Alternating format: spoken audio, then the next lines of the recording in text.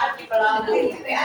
Nah dulu di Nusantara sebanyak sekali pedagang-pedagang yang datang gitu ya untuk berjualan. Nah salah satu komoditi perdagangan termahal zaman dulu adalah rempah-rempah. Rempah-rempahnya ini terdiri dari banyak sekali ya, tapi di sini kita akan tampilkan rempah-rempah dengan nilai yang paling mahal. Bahkan harga rempah-rempah ini setara dengan harga emas ya, saking mahalnya. Ya, di situ ada apa aja nih rempah-rempahnya?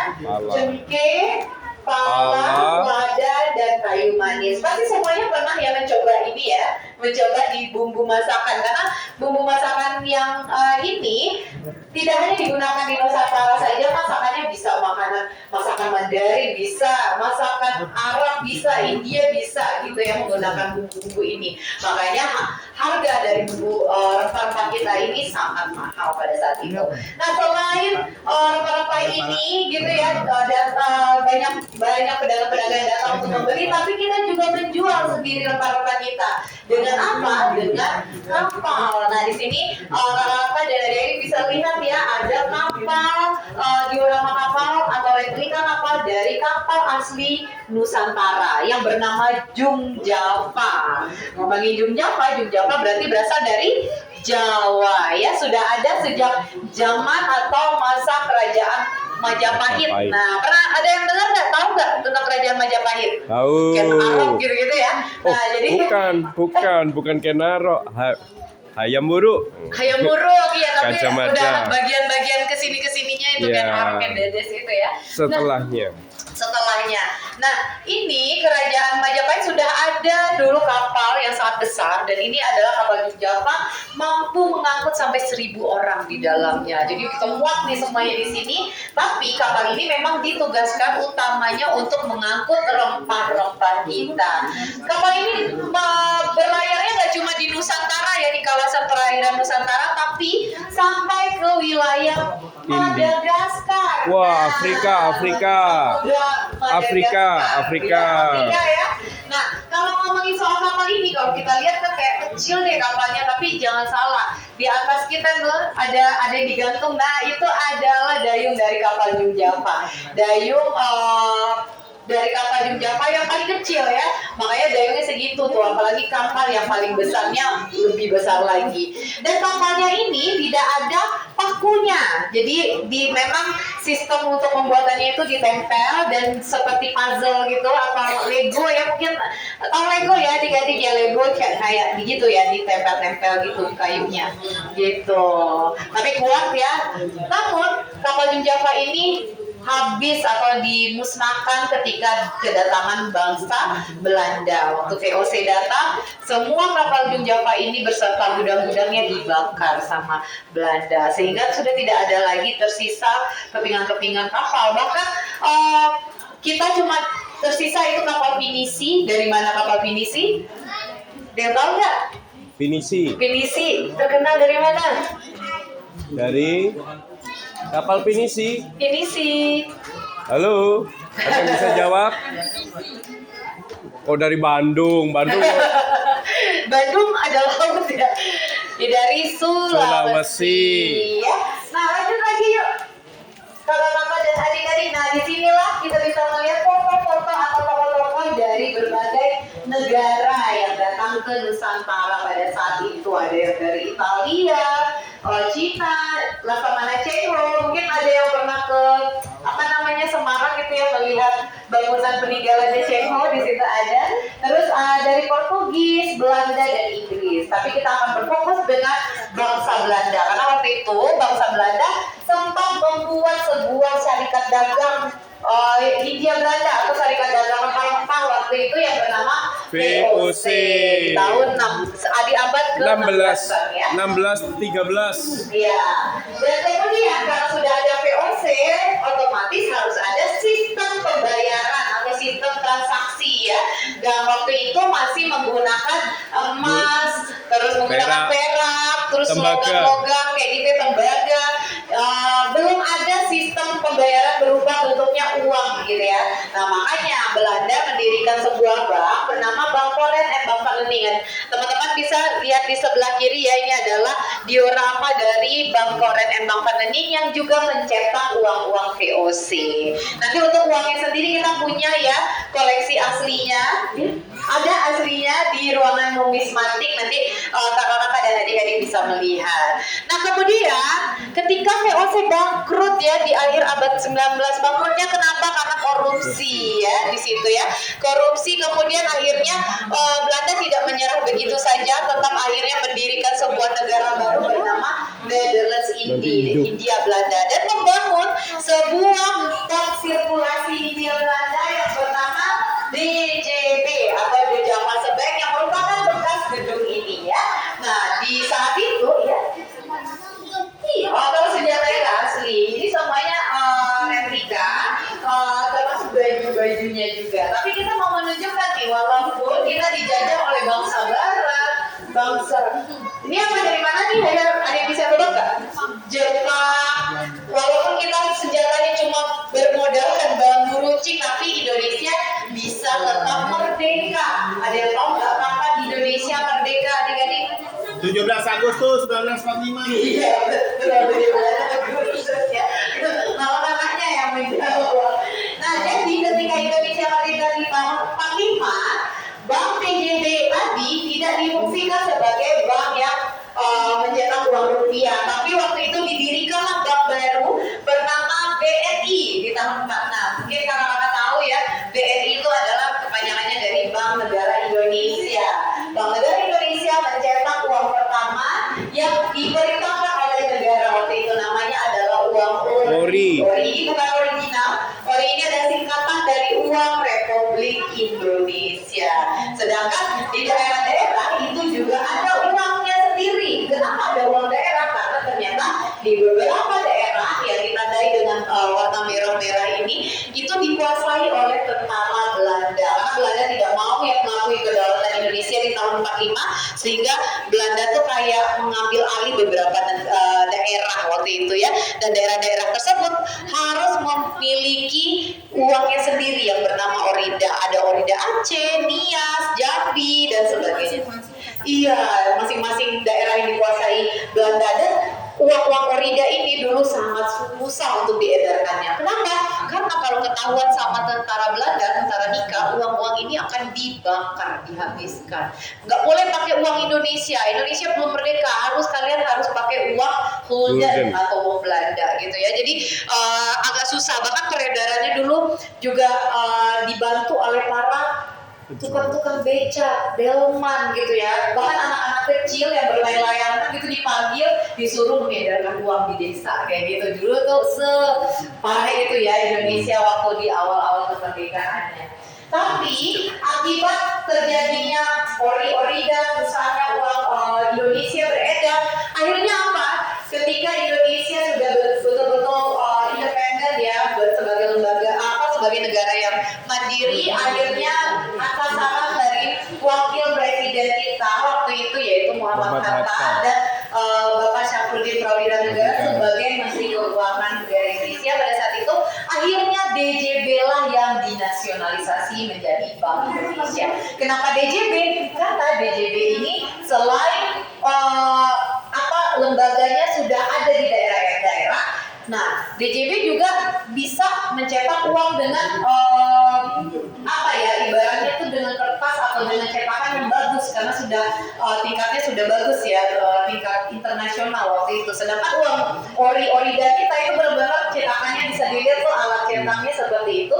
Jadi masih kuno jatuhnya. Dan akhirnya DJB lah yang dinasionalisasi dengan membeli saham DJB, dan DJB akhirnya dirubah menjadi Bank Indonesia di tahun 1950-an.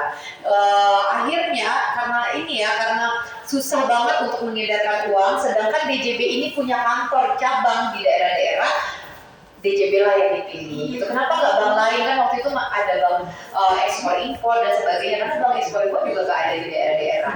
Yang ada cuma DJB gitu ya, DJB lah yang dipilih. Mungkin ada kakak-kakak yang punya uang rupiah gitu ya, bisa saya contohkan untuk bagaimana cara melihat logo Bank Indonesia yang ada di uang rupiah. Boleh? Nah, mungkin nggak boleh nih dilipat gini Kak. Karena tadi di film kan dibilang ya nggak boleh uangnya dilipat. Nah ini salah satu contoh ya, kita rapikan dulu. Ini uang 2.000, pecahan 2.000 rupiah. Kira-kira logo Bank Indonesia yang saat ini digunakan oleh Bank Indonesia adanya di mana ya kakak-kakak? Boleh ditunjukkan? Di Gayuna hologram. Hologram di 2000 tidak ada hologram. Oh enggak, salah. Dia itu dilihat dengan cara tertentu. Nah, caranya salah satunya di terawang, yaitu ketika di terawang maka logonya akan, oh ini nggak terang ya, harus ke lampu. Nah, kalau ke lampu tuh kelihatan. Jadi kelihatan IB ada di sini ya. Kalau kita lihat, nah ini yang baru. Yang barunya di sebelah sini ya. Jadi ini dan ini itu bersatu sebenarnya garisnya. Cara melihatnya dengan di terawang. Nah, kelihatan kan bergabung ya. Nah, itu adalah salah satu cara untuk mengecek keaslian uang. Ada lagi nggak yang tahu caranya? Kenapa itu nggak boleh masuk tapi ada pintu? Nanti ya kita cerita itu ya. Kakak tanya dulu. Kenapa? Apalagi coba cara untuk mengecek keaslian uang selain di terawang, yaitu dilihat, kemudian diraba. Apanya yang diraba? Diraba bagian-bagian tertentu yang timbul. Nah, kalau ada yang timbul itu berarti wah ini berarti asli uangnya. Di bagian mana tuh? Salah satunya di garis-garis yang ada di ujung. Nah, ada garisnya enggak? Dan garis itu jumlahnya berbeda di setiap uang. Kalau uang nominalnya makin kecil, maka garisnya semakin banyak. Coba, uang 2000 berapa garisnya? 1, 2, 3, 4, 5, 6, 7, 8, 9, 10, 11, 12. Kalau uang 100.000, ada yang punya 100.000? Nah, kalau sebenarnya 100.000 cuma 2. Nah, ini adalah salah satu cara untuk mengecek jumlah atau nominal uangnya dengan cara diraba di bagian garis-garis tadi. Terus tadi siapa yang tanya? Mana ada yang tadi nanya? Kak, itu kenapa pintunya dibuka tapi nggak boleh masuk ya? Boleh ya. Nanti kita akan masuk ke dalam ruangan itu. Namanya adalah ruangan numismatik. Nah, tempat menyimpan emas dan uang asli dari zaman lampau gitu ya. Nah, tapi ini adalah diorama dari kegiatan perbankan yang ada di DJB pada saat itu ya, karena kan memang Museum Bank Indonesia ini bekas dari Bank Belanda bernama DJB. Apa tadi kepanjangan DJB? De Javaanse Bank. Dari sana terdapat kasir yang berasal dari etnis Tionghoa. Nah, kenapa dari etnis Tionghoa atau dari Cina? Karena mereka dikatakan pada saat itu memang memiliki kepintaran dalam berhitung ya. Mereka orang-orang Chinese atau orang Tionghoa, mereka juga punya alat untuk berhitung. Yang zaman dulu tuh nggak ada. Apa coba? Semua kan dari Cina. Jadi mereka bisa berhitung dan menghitung uang-uang yang diedarkan oleh DJB kayak gitu ya. Makanya hanya orang Chinese yang dijadikan kasir pada saat itu dan beberapa dari orang Belanda. Oke, kita lanjut ke periode-periode di sini. Bercerita tentang sejarah Bank Indonesia dari awal berdirinya sampai saat ini. Di awal berdirinya, Bank Indonesia waktu itu diminta untuk menjadi kasir dari pemerintah. Kenapa dibilang kasir Mbak Feni? Karena pada saat itu uang yang dicetak oleh Bank Indonesia dipergunakan untuk membangun proyek-proyek mercusuar. Mungkin adik-adik di sini banyak yang tahu apa itu proyek mercusuar. Proyek mercusuar itu salah satunya adalah pembangunan Monas, pembangunan Istiqlal, terus gedung MPR DPR itu dibangun dengan menggunakan uang Bank Indonesia. Jadi yang harusnya uang Bank Indonesia itu beredar ke masyarakat tidak digunakan untuk masyarakat, sehingga dengan pembangunan ini terjadilah yang namanya hyperinflasi. Jadi jatuh nilai rupiah kita pada saat itu. Dan kemudian di saat itu juga masih banyak dari orang-orang yang menggunakan uang golden juga ya. Jadi masih belum habis nih uang golden, sehingga muncullah kebijakan smearing atau menggunting uang-uang golden. Nanti uangnya juga ada ya di ruang numismatik. Nah, sekarang kita di periode ketiga, adik-adik. Nah, ya, kamu nanya apa? Itu uang asli. Sebenarnya di sana kita taruhnya uang palsu ya, maksudnya bukan uang yang tidak kayak cuma gambar-gambar aja gitu. Tapi mungkin pengunjung kita suka iseng, suka dilempar uang asli di situ ya, uang 100, uang 500 gitu ya. Tapi jangan diambil ya, karena memang itu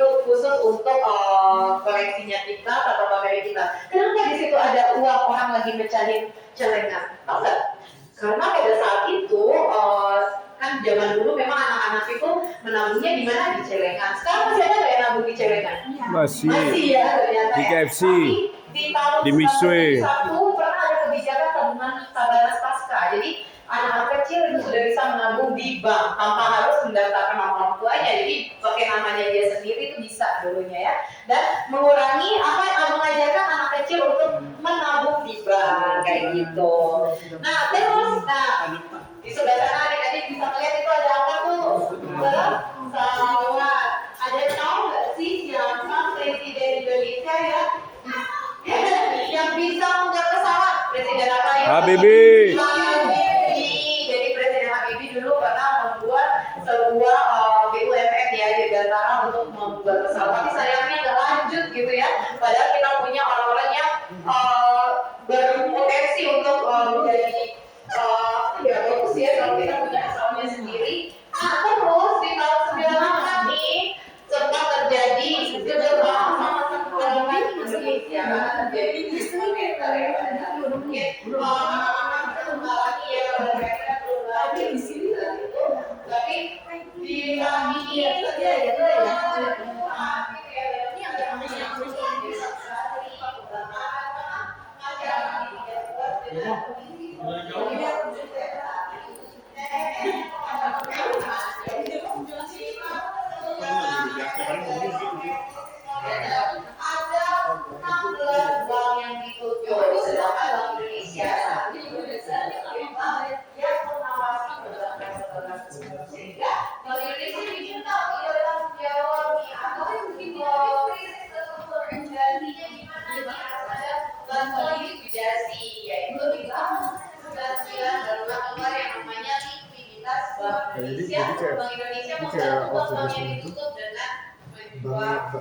kita menyimpan duit di bank. Nggak tahu semua duit itu nggak bisa ngambil. Banknya udah pusing nih.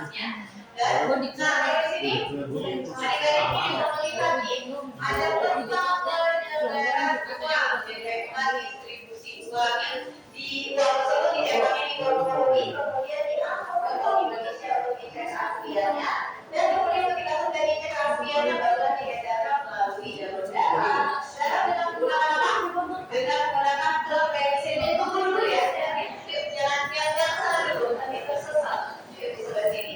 Ada namanya remiser, yaitu pengedaran uang dengan menggunakan truk bensin, ada juga menggunakan pesawat gitu ya, jalur udara dan kereta api, dan ada terakhir jalur laut yaitu kapal ya. Jadi Bank Indonesia itu punya alat transportasinya sendiri untuk mengedarkan uang rupiah.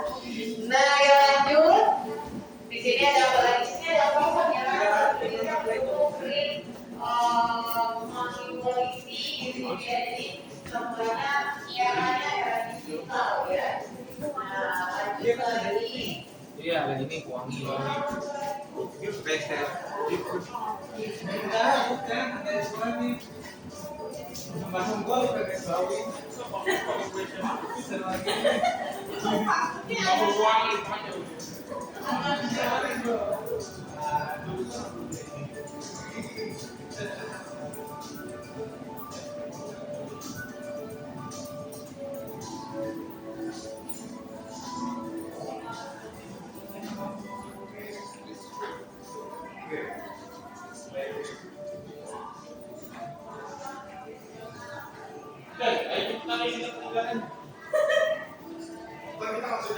Wah ini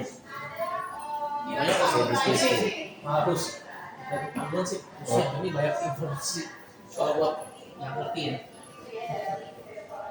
ini udah periode ke-7 nih.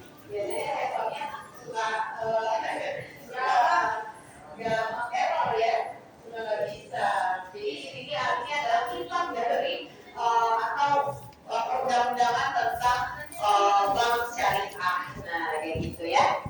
Gak bisa ya, ini gak bisa ya. Di kiri atau kanan, tinggal di swipe aja. Nah, bisa gak? Pelan-pelan. Oh, gak bisa ya. Ya udah, kita lanjut lagi ya ke ruangan selanjutnya. Di sini ruangannya gak kalah cakep ya, karena di sini adalah ruangan asli dari para direksi dari dari Bank Indonesia dan DJB. Tadi kebanyakan DJB apa yo? Bank Jawa Barat. Ya. Nah ini adalah Dewan Direksi dari DJB waktu itu ya. Dewan Direksinya ya pada saat itu memang kebanyakan orang-orang tua. Tapi ketika dinasionalisasi menjadi Bank Indonesia, pimpinan kan berganti menjadi orang Indonesia. Yang dilihat lebih sederhana.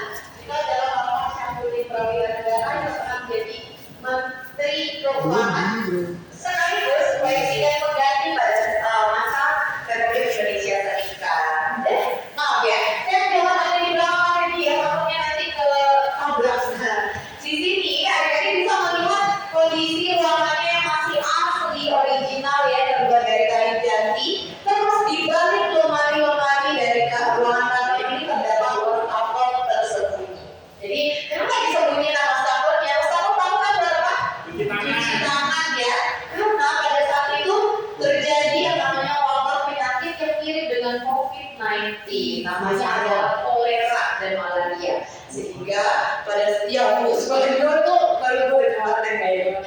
Jadi zaman dulu memang sempat terjadi wabah penyakit yang mengakibatkan banyak sekali orang yang meninggal pada saat itu, dan para pimpinan dari DJB ini mereka berusaha agar tidak terjadi virus tersebut dengan selalu mencuci tangan mereka. Terus di sini juga ada nih, ini apa ya kira-kira ya? Ada yang tahu nggak? Gantungan baju. Gantungan baju mantel gitu ya. Ini gantungan bajunya sesuai dengan tingginya orang Belanda. Karena ini adalah ruangannya para pimpinan DJB dulu di sini. Nah, kenapa nggak diturunin jadi tingginya kita gitu ya? Karena memang si Bapak Gubernur Bank Indonesia pertama Pak Syafruddin itu nggak mau ada yang berubah di ruangan ini. Jadi masih menjaga originalitas dari ruangan yang ada di DJB ya. Ini salah satu ruangannya. Dan di sini Rambu laut 2 meter rata-rata. Itu orang Belanda di sini. Tinggi-tinggi. Setinggi kincir angin. Saya keturunan Belanda. Tahu. Itu untuk selfie dulu bareng-bareng gitu ya. Nah, selfie bareng-bareng kita sambil berfoto untuk kenang-kenangannya ya. Ayo kita foto dulu ya. Sebelah sini ya. Bro, ahok. Nah, mumpung di sini bisa masuk semua nih. 3, cheers, 2, 1. Kelihatannya enak banget. Oke, lagi 3, 2, 1. Cheers. Sudah banget sih kayaknya. Oke, adik-adik terima kasih. Soalnya diteruskan oleh adik. Bye-bye.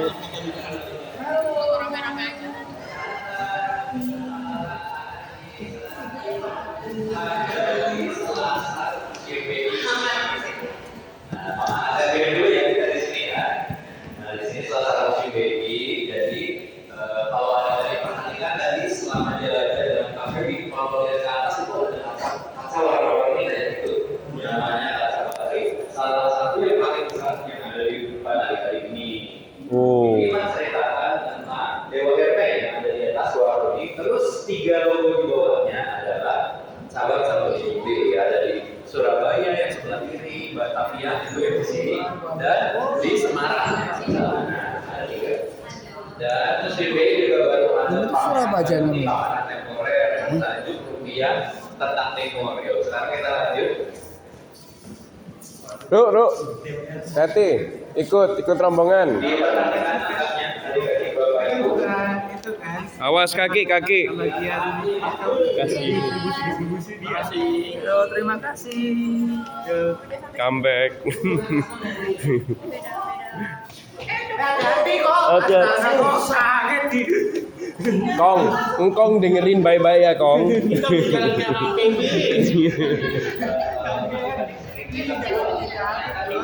ada banyak sekali panorama, terus ada keanekaragaman hayati dan lain-lainnya.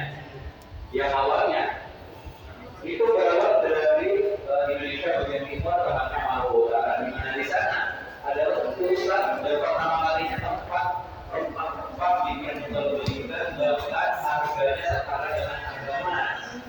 Nah, terus kalau adik-adik perhatikan di gambar ruangan ada gambar pemandangan alam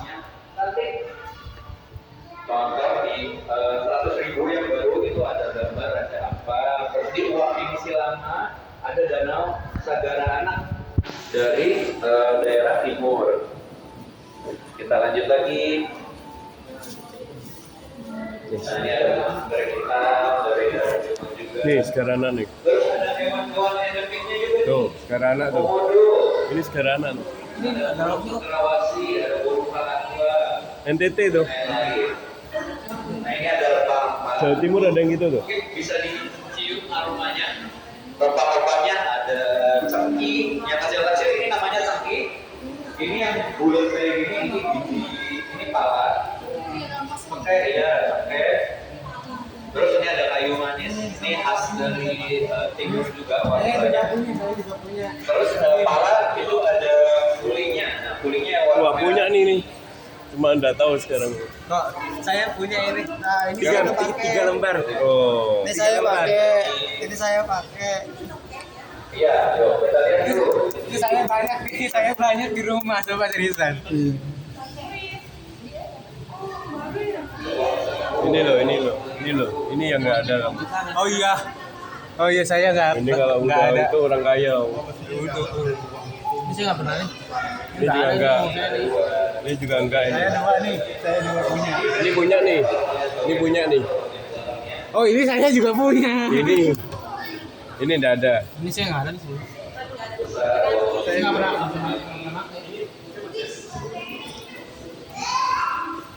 Foto. Ayo. Yes. Oke, kita lanjut lagi.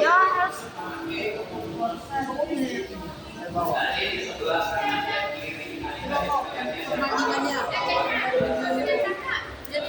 Oh. Baru ngambil.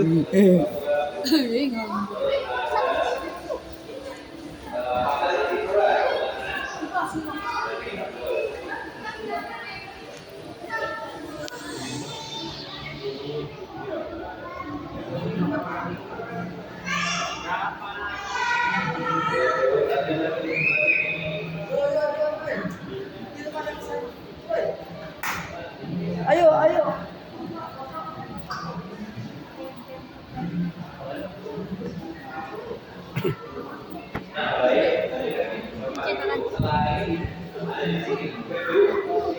Atau gedung Bank Indonesia juga ada di banyak wilayah di Indonesia. Beberapa di antaranya yang ada di wilayah timur, di Gorontalo, ada di Sulawesi, Maluku, di Papua dan lain-lain.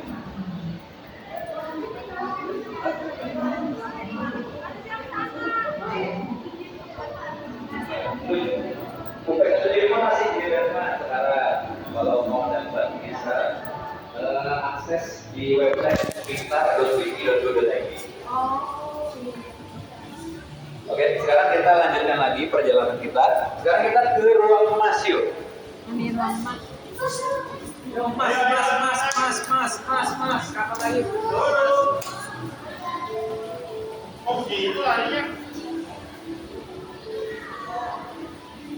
Kayak habis susu. Bank Indonesia di timur.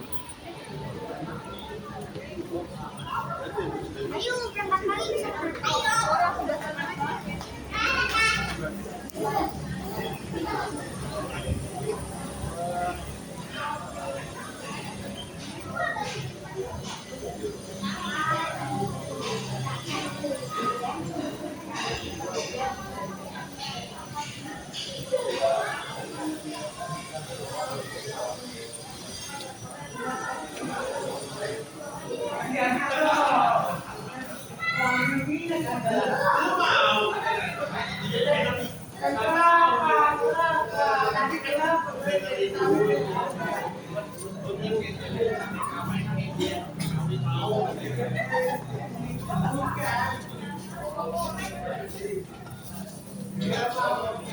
Nah, ini di sebelah kanan tadi ini inner court Museum BPI.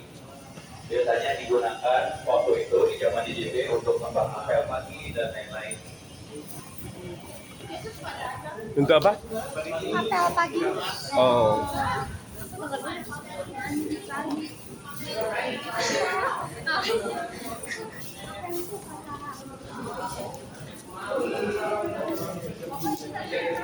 Kita lanjut lagi langkahnya. Oh iya. Kebuka.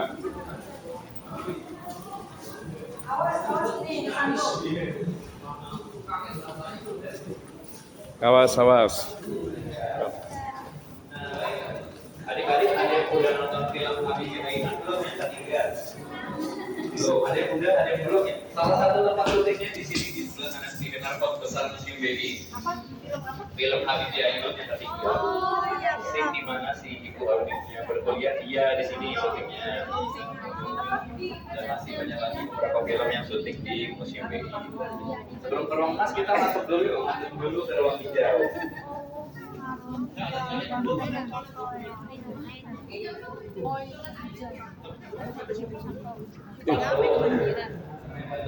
Nah baik Bapak Ibu, kita sudah berada di ruang hijau. Nah, tadi kalau sebelumnya di ruangan sebelumnya kita lihat ada ruangan tempat rapat yang warnanya coklat, ruang rapat.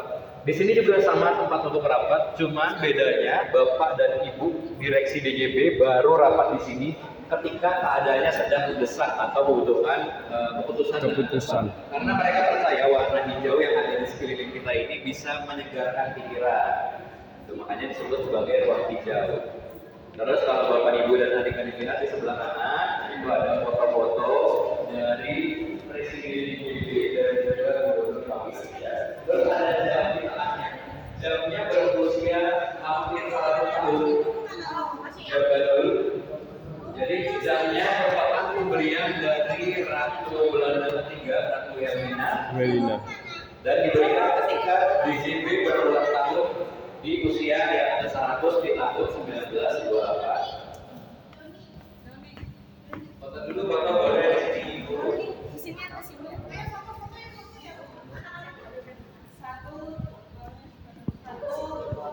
Yang sini ya, satu. Ya Cici, kedua. Ayo, masukin. Masuk. Doni, geser.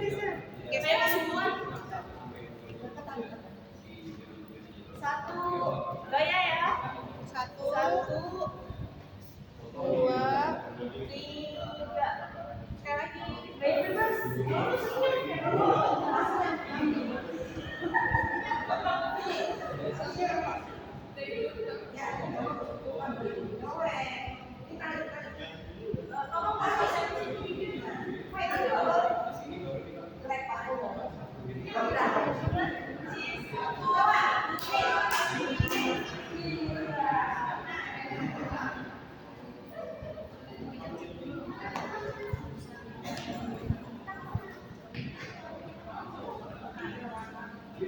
Oke, sekarang kita lanjutkan lagi kita ke ruang mas.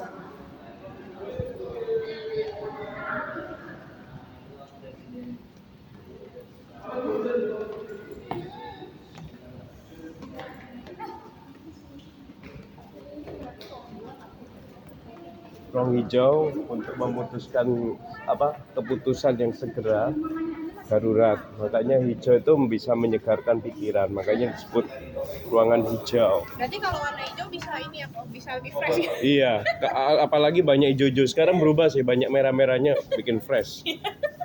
Iya. Tanya aja fresh ya. Dia selalu fresh. Dulu kan tertinggi kan hijau, lalu biru, merah. Lihat saya juga bisa fresh.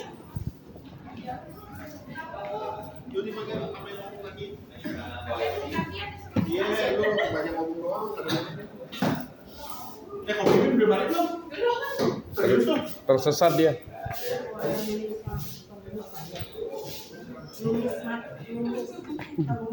Uang mas.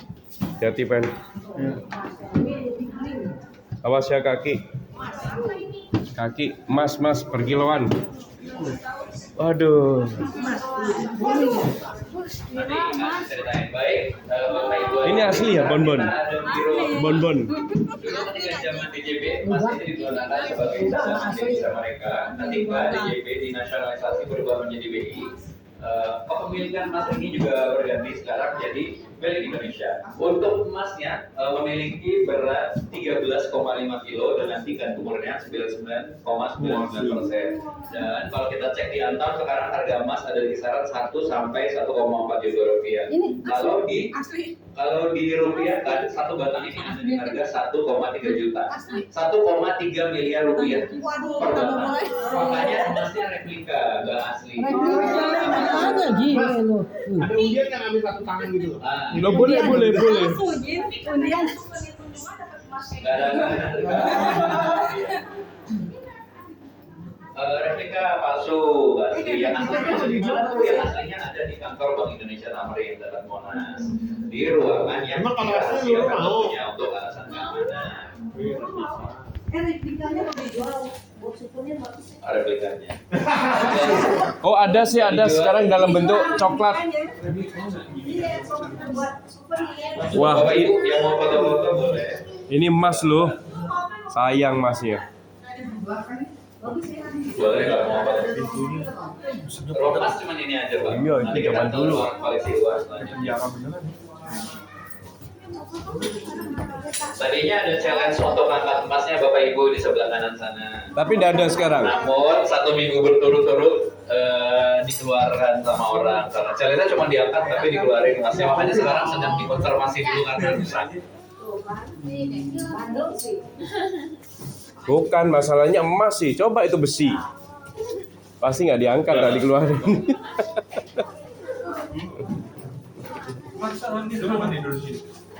Oke, baik Bapak Ibu, sekarang kita lanjut lagi ke ruang koleksi uang. Pokoknya kelihatan. Bentar ya. Oke, sorry. Ayo jalan dulu, jalan foto. Mau pamer ya ribet.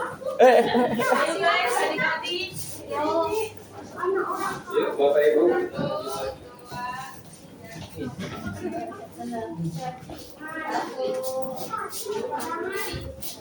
Awas ya kaki.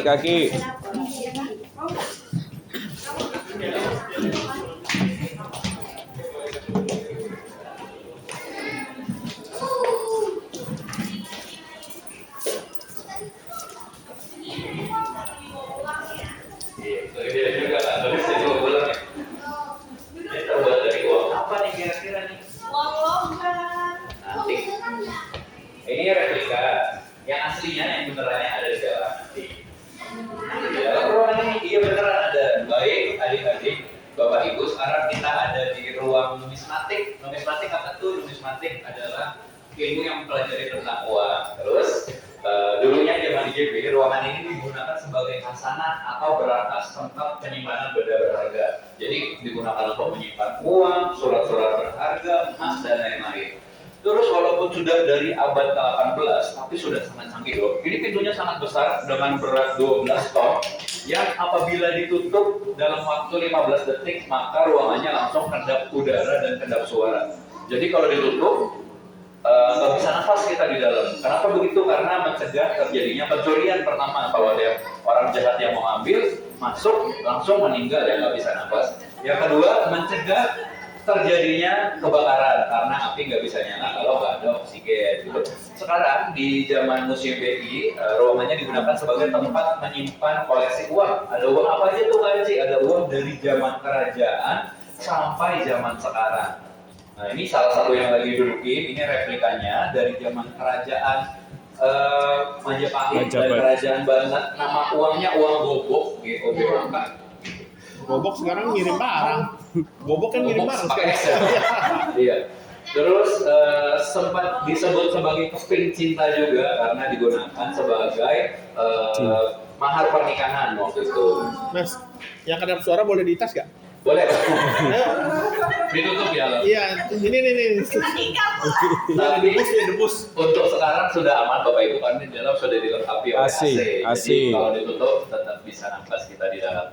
Terus yang unik di uang gobok ini di tengahnya bolong tuh. Kenapa ya bolong kira-kira? Uang zaman dulu kok bolong? Tiket. Jadi cara bawanya dengan tali dimasukkan ke lubangnya, ditangungin gitu. Jadi semakin kaya orangnya semakin berat juga tuh lubangnya. Iya, supaya rendah hati orangnya ya, gini. Ilmu padi. Oke, sekarang sudah siap untuk masuk? Nah, yuk. Siap, kita masuk yuk. yuk. Jangan ditutup ya. Yuk dilihat langkahnya, jadi Kita ke sebelah kiri. Kopi ini benar ketinggalan lu biar aku.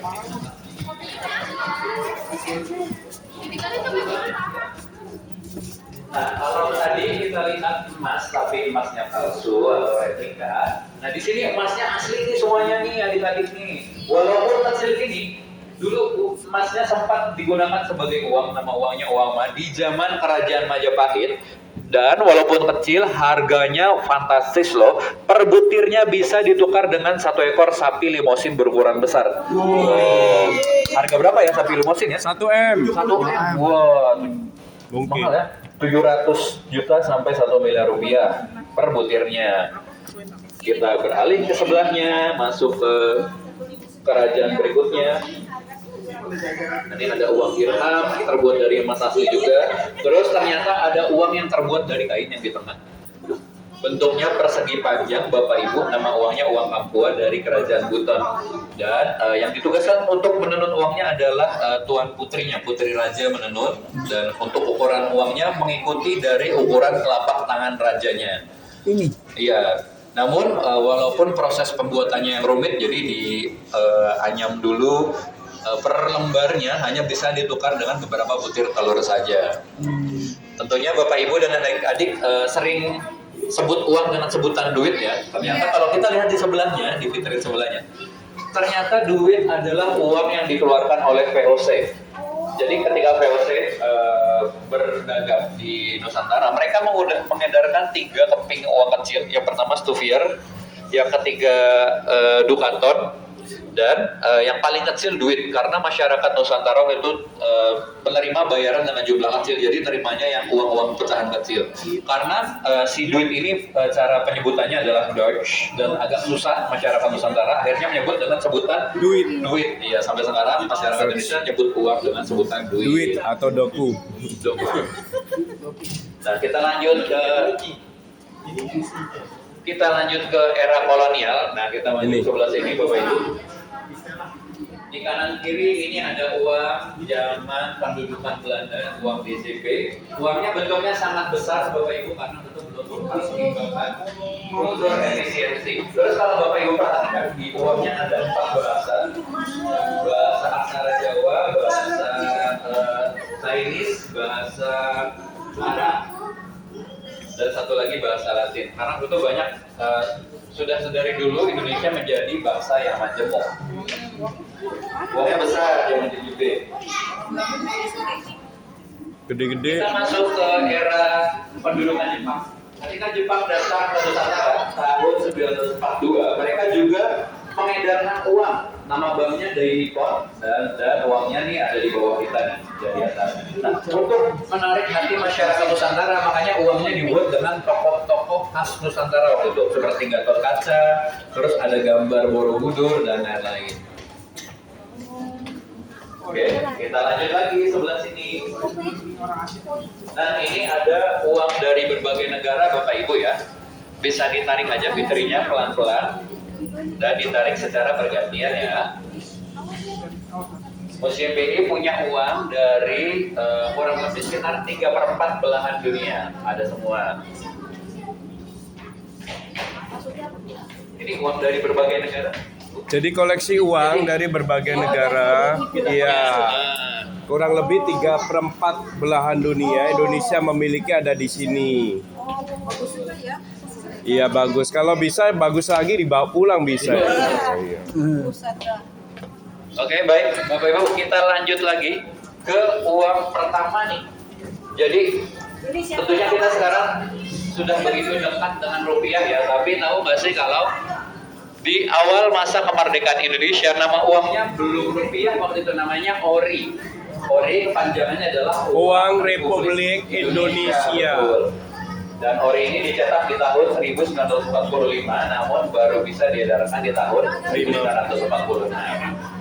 Dan dulu ori ini peredarannya sangat sulit untuk diedarkan di Indonesia karena masih banyak tentara Belanda yang tinggal di sini. Kalau ada orang Indonesia yang bawa uang ini, hukumannya bisa ditangkap bahkan dibunuh di tempat. Terus banyak juga gudang-gudang uang ori yang dibakar dan lain-lain. Maka dari itu pemerintah daerah membolehkan mereka mencetak uang masing-masing. Ada namanya uang orida juga. Jadi orida adalah uang yang berlaku di wilayahnya masing-masing. Kayak ada orida Sumatera Barat, orida Kediri, orida Banten, dan lain-lain. Dan ori dan orida ini berlaku hanya sampai tahun 1949. Jadi hanya singkat aja masa edarnya. Ya. Masing-masing daerah gitu, Mas. Masing-masing daerah punya uangnya masing-masing. Untuk keamanan, mengatasi kekurangan uang tunai, Betul, Ya. makanya ada orida. Nah, lagi perang kan. ya komunikasi terputus. Bapak Ibu, apakah pernah dengar uang digunting jadi dua? Iya. Nah ini bukan nominalnya yang dipotong, melainkan uangnya yang digunting. Jadi di zaman kepemimpinan Bapak Syafruddin Prawira Negara, Gubernur Bank Indonesia yang pertama, beliau membuat kebijakan gunting uang jadi dua. Kenapa tuh digunting? Karena di masa itu terjadi inflasi atau harga-harga sangat mahal karena banyaknya uang yang beredar dan banyak uang asing yang beredar di Indonesia. Salah satunya uang nikah, uang Belanda ini. Nah, tentunya kita sebagai masyarakat kalau disuruh gunting uangnya jadi dulu, mau nggak? Nggak mau dong, rugi dong. Cara beliau membujuk masyarakat supaya mau adalah ketika uangnya digunting yang sebelah kirinya tetap bisa digunakan untuk transaksi namun nominalnya berkurang jadi setengahnya. Contoh ini 50 gulden berarti jadi 25 gulden. Yang menarik adalah yang di sebelah kanannya nih. Yang sebelah kanannya bisa ditukarkan dengan surat obligasi yang ada di tengah. Yang per tahun berbunga sebesar 3%. Makanya masyarakat berbondong-bondong datang ke bank menggunting uangnya jadi dua, terus disetorkan dan penyetornya pun nggak cuma 1-2 lembar tapi banyak tuh, 3 peti, 5 peti gitu. Hingga akhirnya Bapak Syafruddin sukses membuat rupiah eksis di masyarakat dan uang-uang nikah habis di masa itu. Gitu ya. Tuh, lanjut lagi. Juga sih ini sih. Nah ini Bapak Ibu yang mau nostalgia boleh. Ya, jadi ada feedback kan dari masyarakat. Uang nostalgia. Uang jajan zaman dulu ya Bapak Ibu. Ya ini membuktikan, yang nunjuk-nunjuk itu sudah tua.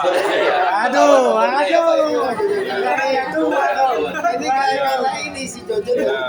Dulu digunakan untuk kalender teman ya Pak biasa. Iya. Orang tua biasanya tanda-tandanya mengagung-agungkan masa usangnya. Masa usul saya menangkap ini. Persis yang di gambar sama lagi tadi. Uang ya. Buat kalender teman ya Kak? Enggak sih. Padahal itu bukan gambar monyet, Bukan. gambar orang hutan. Itu mirroring itu. Nikahnya. Enggak mirroring. Oke, yuk kita lanjut lagi Bapak Ibu. Saya dulu ajak Bapak Ibu untuk lihat ini. koleksi Ini mau apa dulunya? koin dengan pecahan Polimer 50.000. Oh, ini banget ya. Masalahnya sih memang ada ya 760.000 ada di tengah sini. Jadi ini adalah uang-uang commemorative money atau uang yang dikeluarkan pada saat-saat tertentu aja. Yang terbaru itu ada UPK 75 ini. Bapak Ibu yang kemarin. Udah pada dapat belum Bapak Ibu? Oh, belum. Ada yang dapat, ada yang belum ya. Boleh dibagi. Bisa dipakai Pak. Boleh ditukar. Terus ditolak ya? Padahal uang OPK 75 itu legal tender, jadi bisa untuk jual beli. Ya. Dan sampai sekarang masih diedarkan juga oleh BI walaupun dengan jumlah yang terbatas. Bisa tukar. Bisa, cara tukarnya tinggal Iya. iya yang lain-lain sudah nggak bisa, tapi UPK 75 masih bisa. Ya, tukarnya gimana, Pak? Order ke website pintar.bi.go.id, ntar bakal diarahkan tuh. Pintar.bi. Caranya iya, atau kalau BI sedang expo atau pameran juga bisa datang langsung ke booth Bank Indonesia. Nah terus kalau uang-uang yang ini kita udah nggak bisa dapat lagi Bapak Ibu ya yang emas-emas karena dicetak dengan jumlah terbatas dan sudah diberikan kepada stakeholders ataupun dijual belikan kepada masyarakat. Tuh, ada Kita tuh. lanjut lagi, Bapak Ibu di sini ada yang mau menikah? Ada. Saya ada sedikit Hadiah. saran untuk mahar pernikahannya bisa pakai uang bersambung. Wih. Bisa ya? Bisa, jadi Sampai kemana? caranya sama ke BI juga, pintar.bi.go.id. Terus ini adalah uang khusus, uang bersambung yang dikeluarkan oleh BI. biasanya masyarakat menggunakan uang ini sebagai hadiah Mahar. ulang tahun, mahar pernikahan dan lain-lain gitu untuk kado-kado. Terus yang menarik di uangnya kalau kita perhatikan itu ada 4 lembar dan tidak ada nomor serinya. Iya. Terus gimana tuh cara bedain uang yang asli sama yang palsu? Selain nomor serinya yang tidak ada, kalau Bapak Ibu order uang ini, Bapak Ibu juga dapat sertifikatnya nanti yang menyatakan uang ini resmi dari BI. Nggak bisa Harganya? Kenapa? bisa dipakai. Oh nggak bisa untuk transaksi. Harganya? Cuma kayak apa sih? Ya piagam lah, Iya. kenang-kenangan. Untuk harganya bervariasi Bapak Ibu. Iya. Dari pecahan yang paling besar itu yang 100.000 ini ada di kisaran harga 1,3 juta rupiah. Makanya sayang banget kalau digunting Bapak Ibu ya, jangan digunting. Iya, 4 ini 1,3. Tapi kalau ini dibalikin lagi ke BI bisa. Nggak bisa. Nggak bisa. Nggak bisa kayak ini aja. Dibalikin ke saya boleh? Mau nggak? Boleh. Mau nggak? Boleh. Yang 50.000 dan lain-lainnya saya kurang tahu Bapak Ibu. Bisa cek. Oh jadi Bapak salah satu konsumennya. Ayo sini. Iya nih. Oke, sekarang kita lanjut lagi Bapak Ibu. Kita sekarang foto-foto di background green screen ya. Kita ke foto booth Museum BI. Oke, yuk. Yuk Bapak Ibu. Jangan sampai ketinggalan. Ketinggalan tidak makan siang. Ketinggalan pulang sendiri. Ngobrol masih oke. Masih ada nggak tinggal sono udah ada? Musik. Oke, sekarang kita lanjut ke sebelah kanan, sebelah sini.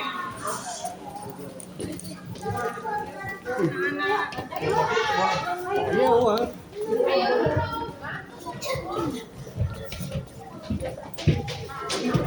Kasih. Awas kaki.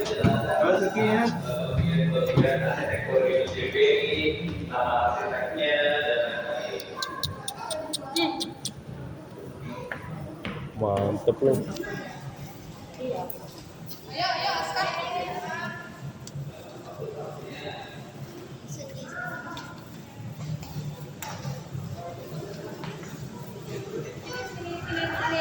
Jangan disentuh, jangan disentuh. Awas, jangan sentuh.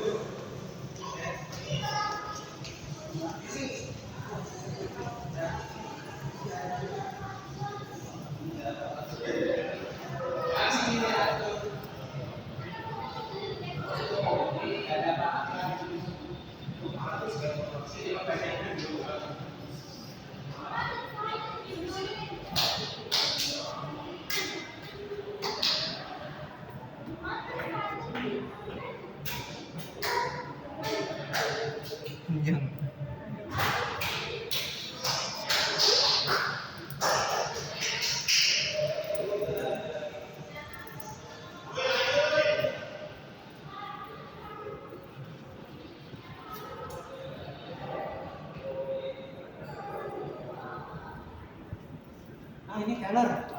Ini tellernya. Kok buat teller kok? Apa jualan merchandise? Merchandise tuh.